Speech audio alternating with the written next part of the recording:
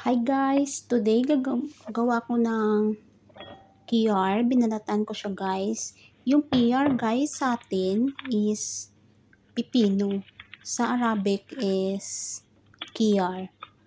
At saka yung rope, ginmix ko. At nilagyan ko yan ng konting salt. At saka ginmix ko ng mabuti. And then, nilagyan ko siya ng na dried.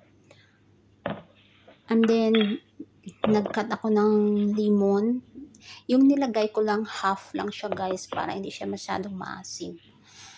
Kasi minsan, itong ginagawa ko, pag diet ang amo ko, kinakain niya sa gabi.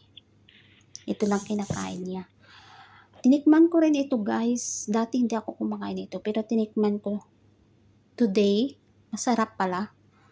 Kumain rin ako. Tapos guys, kung masyadong malapot, mag-add lang kayo ng konting water.